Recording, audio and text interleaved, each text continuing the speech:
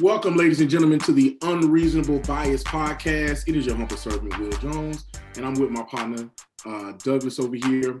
Today, we have a really tough topic to tackle, but I'm pretty sure our wits are up to it. Douglas.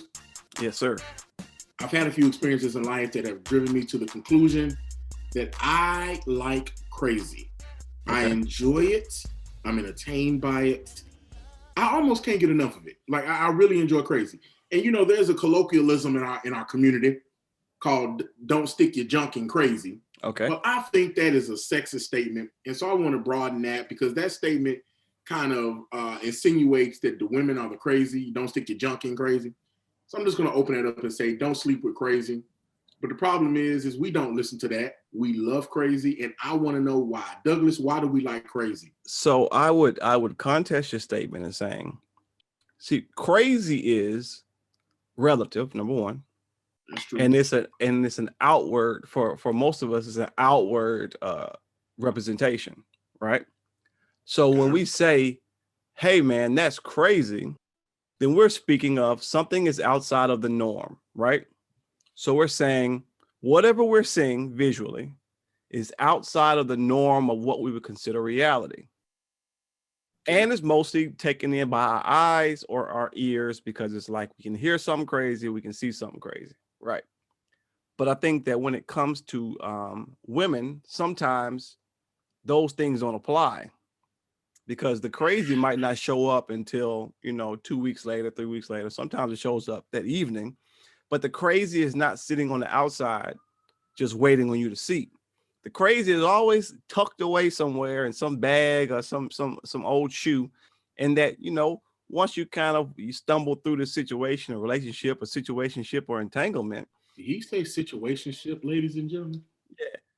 Once you stumble into that crazy, sometimes it's just you're too deep into the crazy. And the funnier part is when someone tells you, don't do it. I'm crazy. She's crazy or he's crazy or they're crazy. Then we say, your crazy isn't my crazy and blah, blah, blah. And then you end up getting your house shot up or your car keyed up or, somebody getting beat up. And then you realize, oh, are you crazy? You're not just crazy. You're crazy. And then all of that is compounded by two different things. One is like attractive level and one is also like sexual energy. Because a person who does not adhere to societal norms. Here you go with societal norms again. What I'm saying is a person who doesn't adhere to those might not also adhere to certain bedroom norms. So what are bedroom norms? If you never, I'm a Baptist. The bedroom is undefiled in marriage. I'm a Baptist, bro. Yeah, no norms around here. But also there are some norms.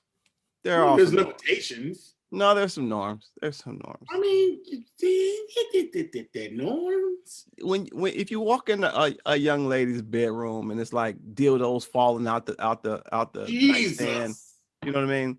Or it's a sex swing on hanging from the ceiling. This guy.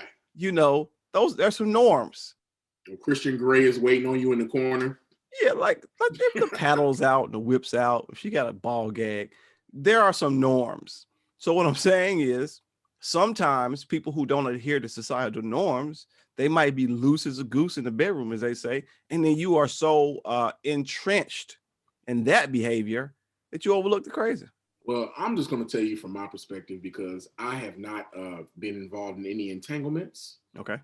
Any situationships. Is that a new thing? Is that the new I would push back on or is that a Douglas exclusive situationships? What I'm saying is I would push back on what you're saying right now. I would push back on it. How would you push back? As not quite being the truth, because I've known you for a very long time and you have involved yourself into some situationships. I've been involved in some situationships. That's fair. We're not going to go into that.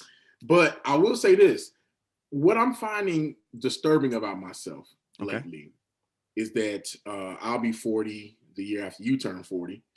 And I'm finding myself like, I meet somebody, and listen, this is what's getting crazier to me. I enjoy it not just in women company, ladies and gentlemen, I am married, so I'm not out there in the streets like that. but I do work around women. I do, talk to women. I have female friends. Okay. And it's almost like the crazier Nice they cleanup. are. Thank you.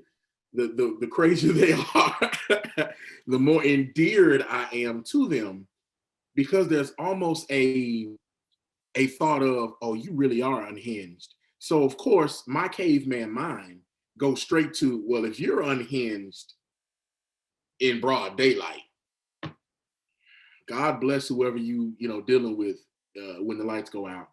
I'm sure they are a blessed man. And I will say that there may be an assumption, right? But then there also might be like real whole emotional and mental issues that you don't want to be involved in. Like, you know what I mean? Okay, so let's just get down into it. Like she might be Halle Berry, but she also might be Halle Berry. That's the problem. She might be Halle Berry. Yeah. No, seriously, yeah, she might be Halle Berry. Yeah, she might be also. You gotta give the cautionary tale. Right. So let's get down into it, bro. Right. I want us to list today our 5 sexiest crazy attributes that we've seen in women we've either dated or came across in life. I don't know if I would go number. Now maybe I can think back on some situations that was odd. You know what I mean? But you go and I'll think. Go and I'll think. Ladies and gentlemen, this is Douglas backtracking, moonwalking. It is everything else. It is me suffering years of alcoholism not even alcoholism, because I don't ever go to meetings, but it's me suffering years of alcohol abuse and bad memory. So it's not. I do go to meetings. Yeah, but it's not like I'm holding on to some secrets. But like I said, maybe through conversation I'll spark mine and I'll jump back in. But go ahead. All right, well, let's figure it out. We'll go down through there and see what you got. My favorite crazy trait right now that is, for whatever reason, has me intrigued is the off-the-cuff, unsolicited self-mumbling. Like you hear a chick just kind of mumbling to herself in the corner, and you go, oh, there's trauma there. And I like it for some reason. Don't know why, but I like it. I'm enjoying what I'm experiencing right now. So here's one that I thought was interesting. And, like I said, crazy being relative. I remember being involved in an individual that just kept sending unsolicited nude photos, right? And it would just be like random times with no warning, just shooting through the footage.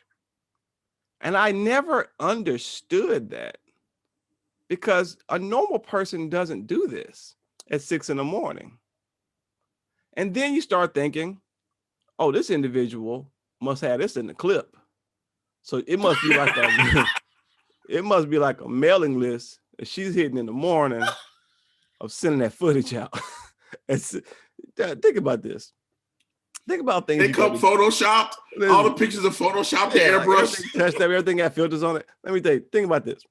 The stuff you got to be thinking about in the morning: brushing my teeth, getting my hair, shower, whatever I got responsibilities I got to take care of.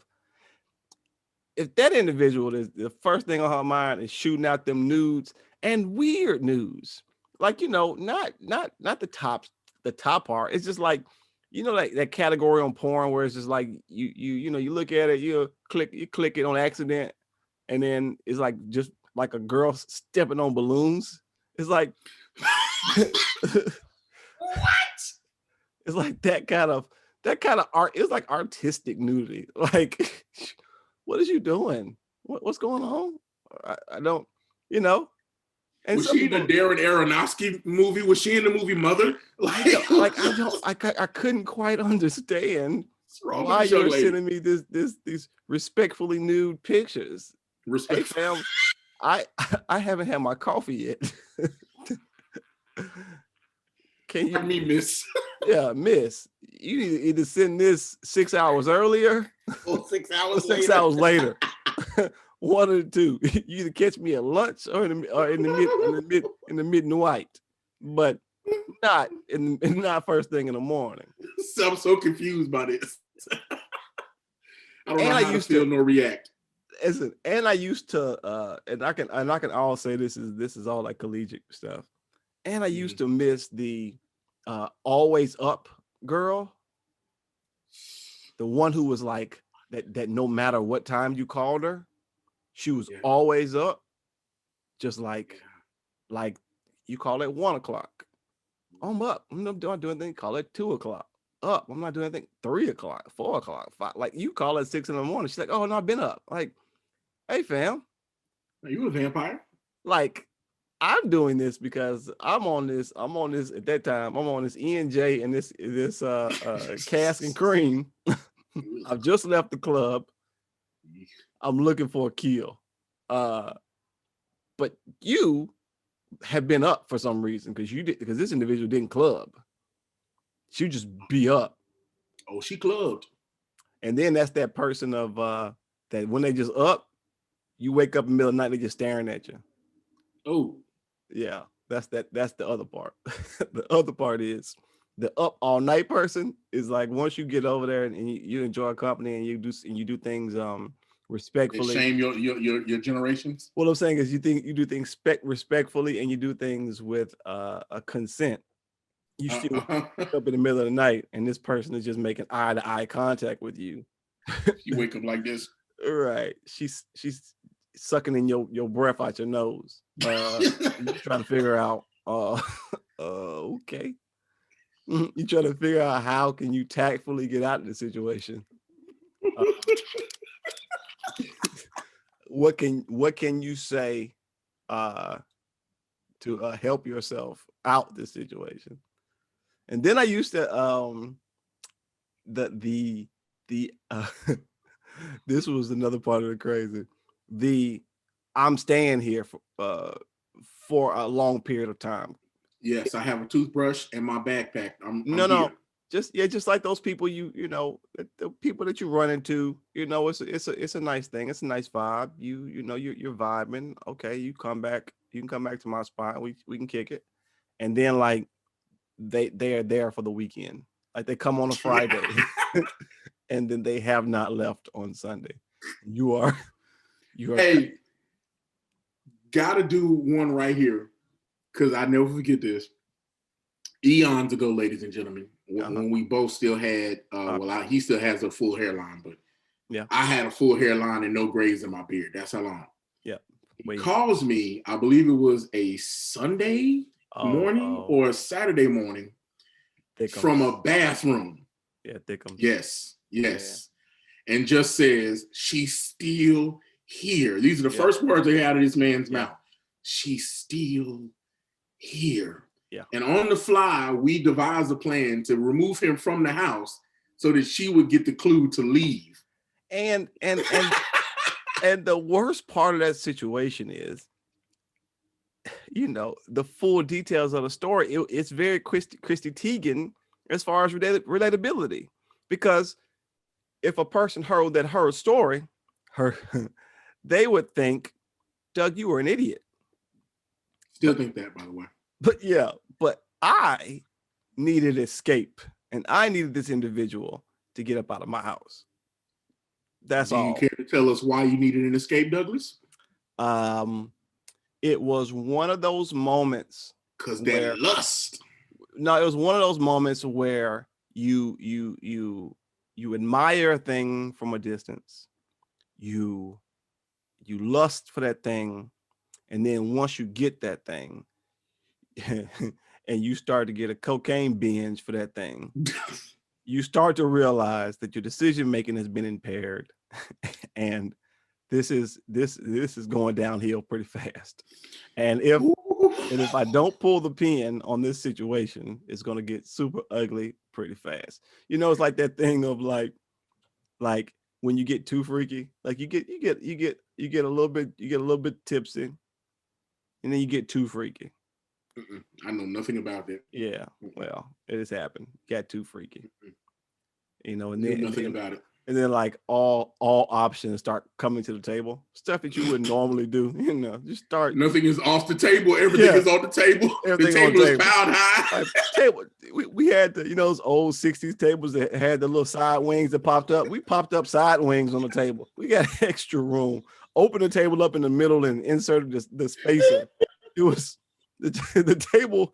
The table was set, and then that table got cluttered. Yeah. So that's one of those things, it's just self-awareness of when you understand that even though this might be, this is a good time, and I was having a phenomenal time in that particular situation, but I already knew that if I did not get help, if I didn't get help, it wasn't going to be great. This man called me like Daniel Kaluuya from Get Out. I need to get out of here. Yeah, it was a a bad situation, but and the weird part was then you had to devise the escape, right? Because it wasn't like the situation was bad. It wasn't like that there were some red flags. It was just that I need to escape. So then you have to, like, when you're on this end, you have to personally strategize. How can I get out of here? Because the one thing that you have to continue to keep in mind is the lie has to be believable. It has to be consistent and believable. The lie has to be consistent and believable, because the lie will come back up again. It sure will come back, sir. Yeah, the lie will resurface again. When you there was a particular time when I had to leave. I had to get out of there, right? So the individual at that time was one of those people who used to come and stay, like, they would stay. So I had to prep it the evening of, and I said, "Hey, I got a job interview in the morning. Ain't no staying. Listen, at 6 o'clock, I got a job interview. So, you might as well, I don't want you to have to wake up in the morning. You might as well just go home." "Oh, no, that's fine. I'll get up when you get up." Okay, cool. No problem. So now I have wrapped myself up in this job interview situation. Okay. Which now has caused me to have to get up. I had to get up at 5 o'clock. Listen, I had to get up at 5 in the morning. I had to shave and shower. I had to iron clothes. Now, mind you, I had to iron a shirt, get my suit, pick tie up, polish my shoes, because I'm trying to sell this lie, right? It's going down. Shoes? I had to polish shoes, make it look good, right? Because I'm going out for an interview. I get in the car, I leave. I'm going. Person follows me. I hit her back like, "Hey, I'm about to stop at get some breakfast real quick." So wait. Yeah. Wait, no, you're not finna zoom past that, Playboy. Yeah. So you look up in your rearview mirror, right, and this person is behind you, tail on me, like the this is MI6. Right. This is Tom Cruise Mission Impossible. Right. She's following you. They're in heavy traffic. Right. I'm in one of those Russian movies where you bust two lefts and you think the person's following you, and then they are. So and they're right there in front of you. So I had to dip off, stop at a little fast food restaurant to get breakfast, and then just waited for the individual to pass by. And as soon as they passed by, I turned back around and went home. But it's that thing. Ladies and gentlemen, you can't see it, but I am sweating profusely with laughter, because I remember these days, and this was not a uncommon scenario for either one of us. We have a long history of getting each other out of different things, but that ain't the question I asked you. I asked, what part of crazy do you like? I don't like any. So even now, what you don't like? Yes, you do. No, I don't. Yes, you do. Because I'm telling you now, at 40, my patience level is only given to my children, number one. So I have no patience. Right. Fair.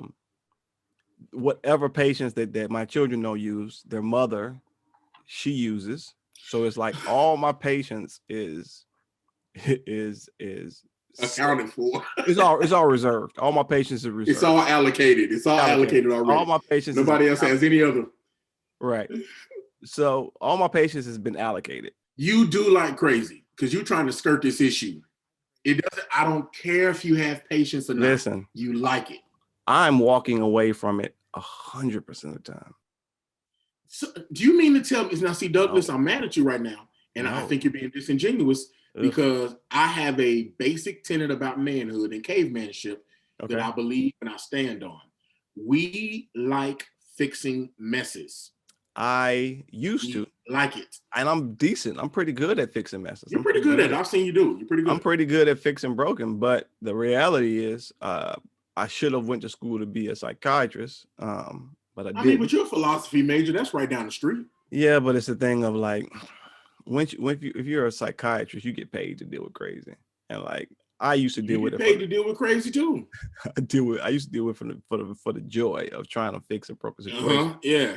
But now it's just that thing of like, I got no patience for it, and it's fine. But I will say this, that I think crazy is a young man's stamina game, because sometimes you have to sit in that situation with crazy in order to accomplish whatever goal you're trying to accomplish with that crazy. When that crazy hits, you got to sit there and you got to endure the crazy.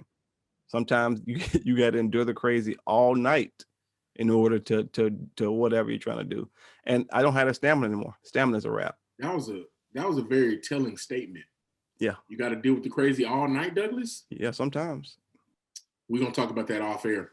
We're going to talk about that off air. Listen, it depends on what you're trying to achieve from the craziness. Trying to accomplish. Yeah, sometimes. Depending on the goals. Y'all don't know. Listen, I got to tell y'all, Douglas is the most meticulous night planner I've ever met in my life.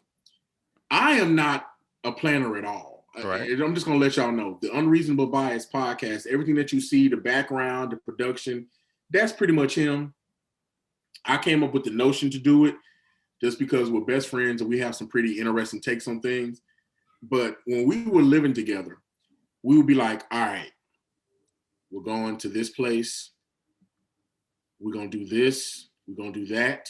Yep. And at this time, if we haven't got a win, we're going to Hail Mary mode and we just start shooting. We just start firing. Listen. We just start firing. Listen. And Douglas will walk in the spot. Yep. And walk through the progressions of that plan. I'm telling you. And I'll be in the corner like, huh? Oh, that was for real? Are we doing that for real? All right. Well, I guess I might want to do something then, I guess. Because it was such a, like, I never want to go in a situation and just be wasting my time and kind of, you go in, we almost sit around and wait until let's see if this thing pop off. No, that's not me. I'm not doing that. All right, cool. We'll get here. If it ain't popping, we're going somewhere else. And if we're trying to achieve a goal, then we got to be trying to achieve this goal. Because as one of our friends, 1 o'clock comes early in the morning, and at 1 o'clock, generally at 1 o'clock, all standards and morals and ethical decisions are gone at that point. Mm-hmm. And now it's down to some real core beliefs, the real core beliefs that really matter. And I argue with my friends, and this is several years ago, arguing with my friends, I said, everybody has standards, right? And everybody has preferences. But I feel like all of those standards and preferences are just fluff until you hit 1 o'clock in the morning. And then at 1 o'clock in the morning, it's like, what really matters? You know what I mean? What are the core values that matters? Is she breathing? Matters. You know what I mean? Will she consent? Matters. Is she a dude? Matters. You know what? Skip it. I don't like the answer. Next question. You know what I mean? It's like you start. That's what I love about about people and dealing, like, in around this crazy topic. It's like, I love how people say they wouldn't, back in the day, especially when we were younger. I love how people would say they wouldn't deal with crazy. Oh, I got standards. I wouldn't deal with no girl. But 1 o'clock in the morning, it's getting late. The Jack Daniels is kicking in. The Mr. Montezuma is kicking in. Oh my God, Sir Montezuma. The ENJ is kicking in. And now you get down to the brass tacks, as they say. Like, what's really important? A, is she a woman? B, is she consenting? Is she C, breathing? is she breathing? Like it becomes real clear. And and sometimes you might have a cognitive thought of D, will anybody know? And sometimes that D, if will anybody know, outweighs all the rest of them. So, ladies and gentlemen, I'm gonna go ahead and out myself on a couple things, tastefully, but still out myself. We were in a situation, we were out of town, within driving distance, and we were on a college campus. I was not yet frat, but we were enjoying the company of some neophytes. And I had a call from a young lady, and it was in that 1 o'clock hour. Mm-hmm. And I said, "Hey, fam. First of all, in my inebriated state, I don't know if I even got the words out properly. I just remember saying, I got to go X place. And my good friend here drove me to X place.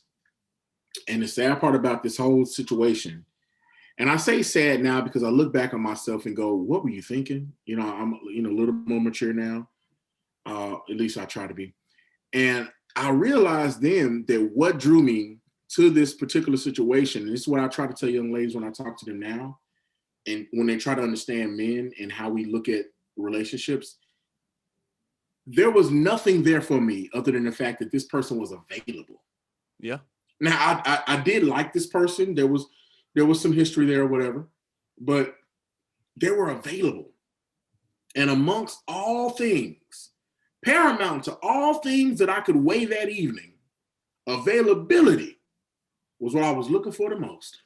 I will tell any woman who is trying to trap a man, Mm-hmm. availability is key. Now, see, Doug, I was trying to tell somebody that, and they didn't understand that. I said, listen, she's actually engaged to a truck. Mm-hmm. He trucks all over the Southeast. And I said, well, you're in big trouble. She said, what do you mean? I said, because the Southeast has some of the prettiest women that the United States has to offer. Southeast, you get Georgia, you get Florida, Texas, Alabama, Louisiana, Tennessee, Mississippi.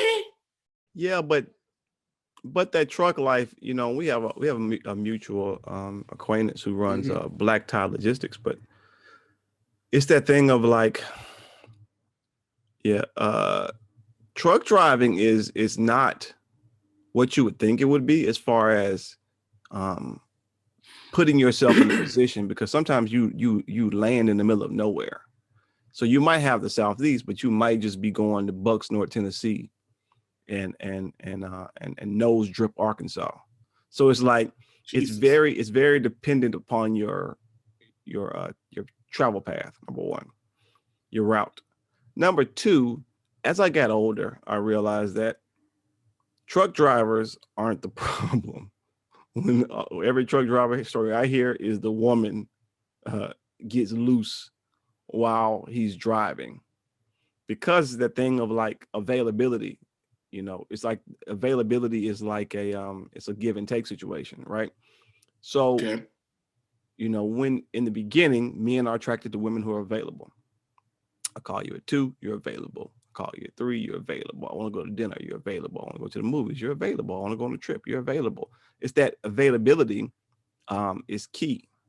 But then once you start to get into a relationship with the individual, or you start to lock it down, now it's the reflection of that. Now you have to be available for all these things.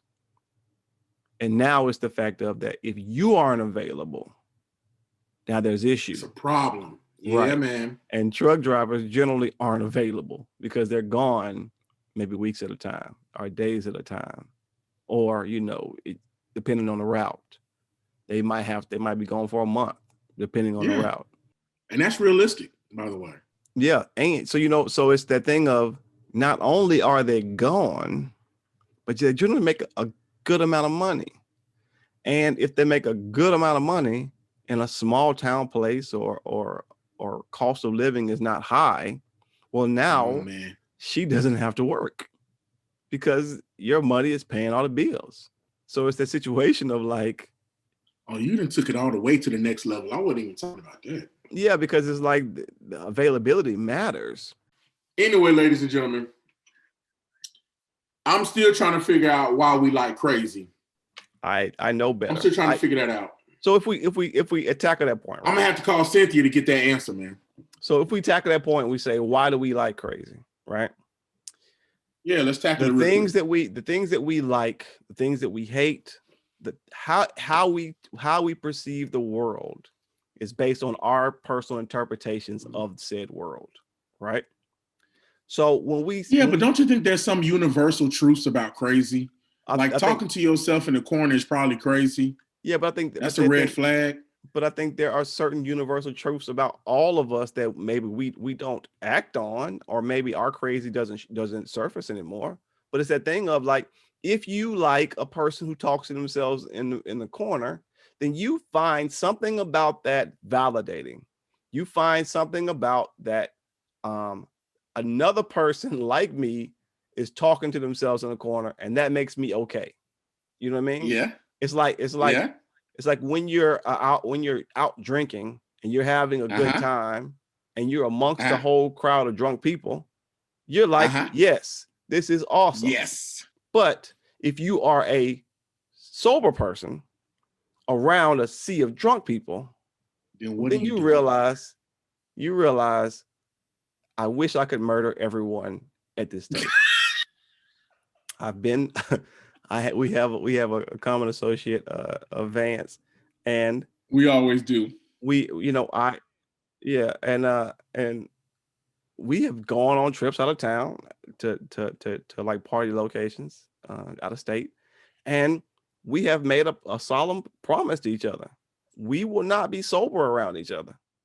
If you're drunk. No, I'm seriously. If you're drunk, I'm drunk. I don't even care. I care if I just landed in wherever we are. Back in the days it was in New Orleans. If I just landed in New Orleans, I'm getting drunk. I'm going to drink whatever is around me, because our personalities do not mix when one is the other. So when we're both drunk, we have a great time. We're both sober, we're having a great time. So I think that sometimes it's that thing that you see that's inside of you, whether it's conscious or subconscious or whatever, you see that in the other person, and it validates you. Yeah. It validates your crazy. It validates your adventurous. If you think, oh, she's crazy, that means she's hot in the bedroom. Then it validates something about your sexual desires that you feel like that may not be to the norm. You might want to do some crazy stuff in the bed, but you cannot in your current partnership. So you see a crazy, like, man, I would love it. I know that person would allow me to do XYZ that I want to do anyway, but I know I can't do it, and I may feel shame or guilt, or I might feel wrong about wanting to do it. But I think that if I got along with that crazy person, then my suggestion won't look so crazy. So it's that thing of like, we all want to be okay. We all want to be accepted, and we all want to be without judgment. We all want to walk into situations where we're not judged and we're embraced. And sometimes you look at a crazy person or an outcast and say, you have a different perspective on humanity than other people, and you're going to be a little bit more accepting and a little bit more forgiving, because that's the beauty about a crazy individual is they may not seem very forgiving, but they would cling on to you, and they'll hang around, and they might reciprocate your actions with craziness, but they're gonna still be there, and they're gonna be in your window, and they're gonna always know where you are, and they're gonna stalk you, because in their own way, that's what crazy do. But no, it's like, in their own way, this is how I show affection, love, this is how I show whatever. So that's why my assumption is that's why we love crazy, because we're all looking to be accepted. My assumption on why we love crazy, and I'm going to wrap this up because we got to prepare for Super Bowl and all that good stuff. But my assumption on why we like crazy is because there's something in that person, like you said, that we can't necessarily tap into for ourselves, but we want to. So in my experience, it's just been very simple. My wife is a very conventional individual. For the most part, she had a past when I met her, of course, and so did I. But when I see other people out there in the world, other women to be specific, Mhm. I think about, man, my wife is like so locked into this motherhood and childhood and wife thing. I'd really just like her to be a slut for like 2 hours. But you have other people who don't have those particular inhibitions. And you go, man, I would like to just spend a little time with that and explore my own boundaries. So I think that what we've come to find about our curiosity with crazy is that we're really trying to find ourselves in that experience. And once we find ourselves, crazy doesn't become exciting, it becomes prohibitive. Like you said, I run away from it immediately because it's not going to do anything good for my life. So my final question,